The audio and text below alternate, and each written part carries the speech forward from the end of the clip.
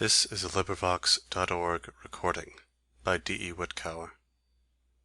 Thus Spake Zarathustra by Friedrich Nietzsche, translated by Thomas Common. Part 64. The Leech.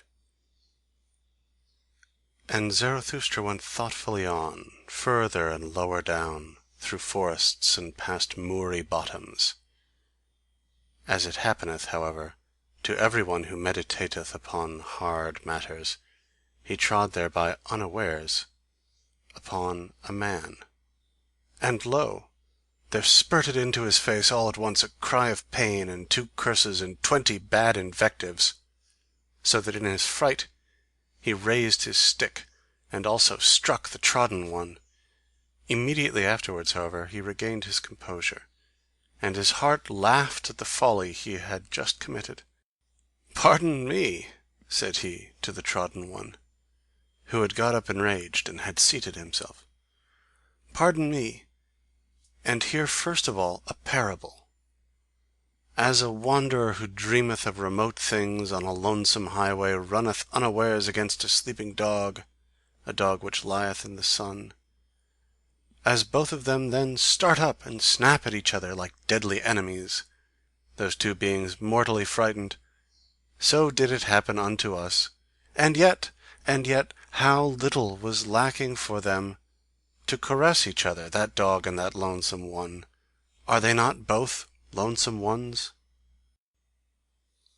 "Whoever thou art," said the trodden one, still enraged, "thou treadest also too nigh me with thy parable, and not only with thy foot. Lo! Am I then a dog?" And thereupon the sitting one got up, and pulled his naked arm out of the swamp. For at first he had lain outstretched on the ground, hidden and indiscernible, like those who lie in wait for swamp game. "But whatever art thou about?" cried out Zarathustra in alarm, for he saw a great deal of blood streaming over the naked arm. "What hath hurt thee? Hath an evil beast bit thee, thou unfortunate one?" The bleeding one laughed, still angry. "What matter is it to thee?" said he, and was about to go on. "Here am I at home and in my province. Let him question me whoever will, to a dolt, however, I shall hardly answer." "Thou art mistaken," said Zarathustra sympathetically, and held him fast.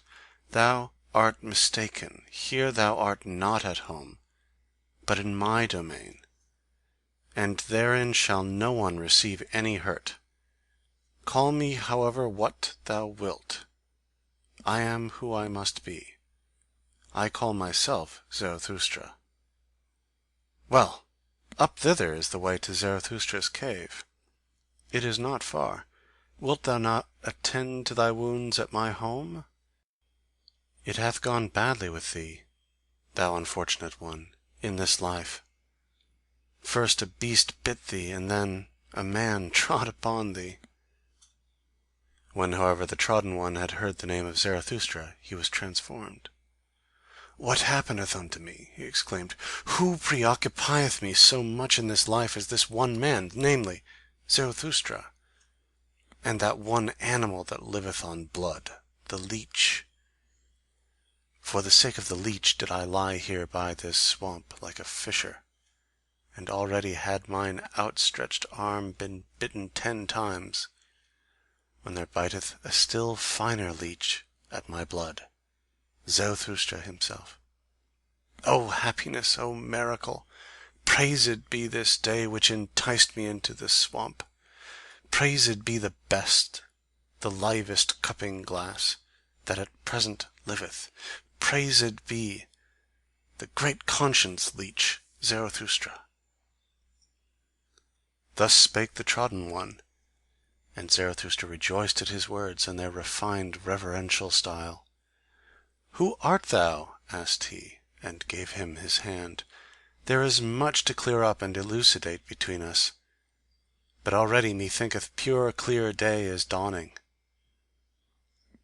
"I am the spiritually conscientious one," answered he who was asked, "and in matters of the spirit It is difficult for anyone to take it more rigorously, more restrictedly, and more severely than I, except him from whom I learnt it, Zarathustra himself. Better know nothing than half know many things. Better be a fool on one's own account than a sage on other people's approbation. I go to the basis. What matter if it be great or small, if it be called swamp or sky? A hand-breadth of basis is enough for me, if it be actually basis and ground. A hand-breadth of basis, thereon can one stand. In the true knowledge there is nothing great and nothing small. Then thou art perhaps an expert on the leech? Asked Zarathustra. And thou investigateth the leech to its ultimate basis, thou conscientious one? O Zarathustra, answered the trodden one, that would be something immense. How could I presume to do so? That, however, of which I am master and knower is the brain of the leech. That is my world. And it is also a world. Forgive it, however, that my pride here findeth expression, for here I have not mine equal. Therefore, said I, here am I at home. How long have I investigated this one thing, the brain of the leech, so that here the slippery truth might no longer slip from me. Here is my domain. For the sake of this did I cast everything else aside, for the sake of this did everything else become indifferent to me.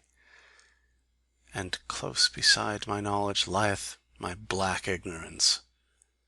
My spiritual conscience requireth from me that it should be so, that I should know one thing, and not know all else.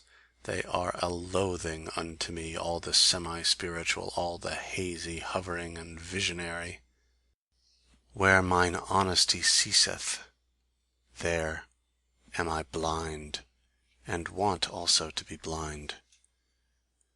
Where I want to know, however, there want I also to be honest, namely, severe, rigorous, restricted, cruel, and inexorable. Because thou once saidst, O Zarathustra, spirit is life which itself cutteth into life. That led and allured me to thy doctrine, and verily, with mine own blood have I increased mine own knowledge. As the evidence indicateth, broke in Zarathustra, for still was the blood flowing down on the naked arm of the conscientious one, for there had 10 leeches bitten into it. O thou strange fellow, how much doth this very evidence teach me, namely, thou thyself, and not all, perhaps, might I pour into thy rigorous ear. Well then, we part here, but I would fain find thee again. Up thither is the way to my cave. To-night shalt thou there be my welcome guest.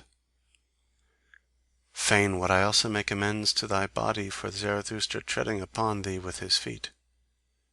I think about that. Just now, however, a cry of distress calleth me hastily away from thee. Thus spake Zarathustra. End chapter 64. This recording is in the public domain.